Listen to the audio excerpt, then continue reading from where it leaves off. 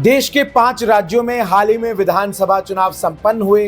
3 दिसंबर 2023 को आए चुनाव नतीजों में बीजेपी ने 3 राज्यों में प्रचंड जीत हासिल की।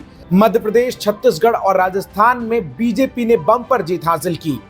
3 दिसंबर को जब चुनाव परिणाम आए तो बीजेपी में जश्न का माहौल था, लेकिन दूसरी तरफ चर्चाएं इस बात को लेकर भी थी कि आखिर मुख्यमंत्री कौन होगा। नमस्कार, मैं हूं आपके साथ चंदन भारद्वाज और आज इस वीडियो में मैं आपको बताऊंगा कि आखिर अब तक मध्य प्रदेश, राजस्थान और छत्तीसगढ़ में मुख्यमंत्री का नाम क्यों नहीं तय हो पाया है। वो कौन से नाम हैं जो इस वक्त मुख्यमंत्री की रेस में सबसे आगे चल रहे हैं और क्या वजह है जो आला कमान इस बार इतनी देरी कर रहा है। सबसे पहले बात राजस्थान की करते हैं। विधानसभा चुनाव में बीजेपी ने 115 सीट जीतकर प्रचंड बहुमत हासिल किया, लेकिन 3 दिसंबर के बाद से ही लगातार सियासी अटकलें लगने लगी कि आखिर मुख्यमंत्री कौन होगा। कई नाम, कई चेहरे सामने आए। सबसे पहले चेहरे की बात करते हैं। 2 बार की मुख्यमंत्री वसुंधरा राजे सिंधिया 3 दिसंबर को जीत के बाद वो अपने पहले बयान में कहती है कि ये केंद्रीय नेतृत्व की जीत है, ये प्रधानमंत्री नरेंद्र मोदी की योजनाओं की जीत है, ये प्रधानमंत्री नरेंद्र मोदी की गारंटी की जीत है। लेकिन इस बयान के महज कुछ घंटे बाद जयपुर में एक शक्ति प्रदर्शन होता है। वसुंधरा राजे केमे के तमाम जो विश्वसनीय विधायक हैं वो उनके घर पर पहुंचने लगते हैं और वसुंधरा राजे अगले दिन चुनाव परिणाम के एक डिनर का आयोजन करती हैं, जिसमें उनके करीबी विधायक पहुंचते हैं। आलाकमान तक ये संदेश पहुंचाने की कोशिश की जाती है कि मुख्यमंत्री के लिए सबसे उपयुक्त उम्मीदवार वसुंधरा राजे सिंधिया ही हैं। आलाकमान 6 दिसंबर को वसुंधरा राजे सिंधिया को दिल्ली तलब करता है। देर रात वसुंधरा राजे सिंधिया अपनी बेटे के साथ दिल्ली पहुंचती हैं। 7 दिसंबर को वसुंधरा राजे सिंधिया की शाम में मुलाकात होती है 2 महत्वपूर्ण लोगों से 2 अलग अलग बैठकों में। पहली मुलाकात बीजेपी के राष्ट्रीय अध्यक्ष जेपी नड्डा से और दूसरी मुलाकात केंद्रीय गृह मंत्री अमित शाह से। मुलाकात के बाद जो तस्वीर सामने आती है उसमें वसुंधरा राजे सिंधिया मुस्कुराती हुई नजर आती हैं और इस बात को लेकर चर्चा शुरू हो जाती है कि आलाकमान ने क्या वसुंधरा को इस बात के लिए मना लिया है कि इस बार उन्हें कोई और बड़ी जिम्मेदारी दी जाए और मुख्यमंत्री किसी और को बनाया जाए, या फिर क्या वसुंधरा राजे सिंधिया ने आलाकमान को इस बात के लिए मना लिया है कि उन्हें ही मुख्यमंत्री बनाया जाए। बात अब दूसरे नाम की करते हैं। मुख्यमंत्री के लिए दूसरा नाम और सबसे लोकप्रिय नाम चुनाव परिणामों के बाद से और चुनाव के ऐलान से जो नजर आया वो था बाबा बालकनाथ का। अलवर से सांसद बाबा बालकनाथ को जब पार्टी ने इस बात का निर्देश दिया कि वो तिजारा विधानसभा से चुनाव लड़े तो उन्होंने चुनाव में प्रचंड जीत हासिल की और उसके बाद से ये कयास लगाए जाने लगे कि योगी आदित्यनाथ की तर्ज पर राजस्थान में भी एक योगी को कमान दी जा सकती है।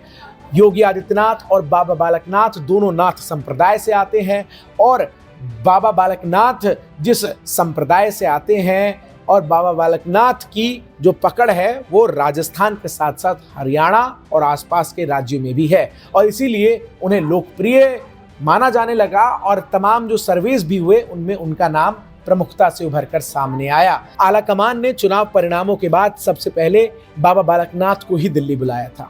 तीसरे नाम की चर्चा करते हैं। जब चुनाव का ऐलान हुआ और उसके बाद जिस तरीके से तमाम सांसदों को कहा गया कि आप चुनाव लड़िए, तो ऐसे में गजेंद्र सिंह शेखावत को जब विधानसभा चुनाव लड़ने के लिए कहा गया तो एक कयास लगाए जाने लगे कि इस बार वसुंधरा राजे सिंधिया की जगह शेखावत को मुख्यमंत्री बनाया जा सकता है। शेखावत जो कि नरेंद्र मोदी और अमित शाह के बेहद करीबी हैं, वर्तमान में केंद्रीय जल संसाधन मंत्री हैं और राजस्थान में बीते 5 सालों में उनकी जबरदस्त दिलचस्पी रही।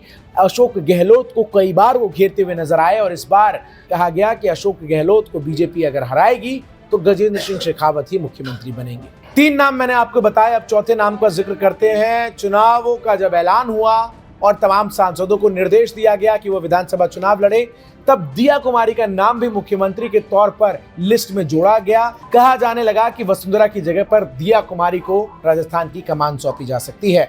5वां नाम अब आपको बताता हूं, यह है केंद्रीय कानून मंत्री अर्जुन राम मेघवाल का। बीकानेर से सांसद मेघवाल ब्यूरोक्रेट रहे हैं और नरेंद्र मोदी की खास पसंद है और चर्चाएं उठी कि क्या अर्जुन राम मेघवाल मुख्यमंत्री बनेंगे राजस्थान के।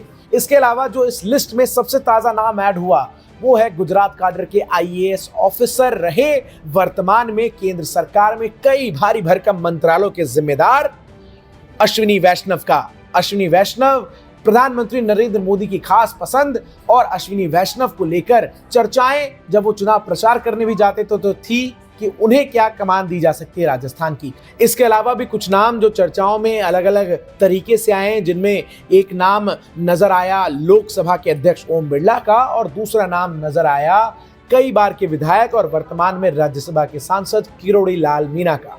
अब आपको ये बताता हूं कि आखिर आलाकमान की मुख्यमंत्री को चुनने को लेकर इस देरी की वजह क्या है। दरअसल पार्टी आलाकमान ये चाहता है कि इस बार लीडरशिप में चेंज हो और किसी एक ऐसे चेहरे पर दांव खेला जाए जो कि लंबे समय तक राजनीति में टिका रहे।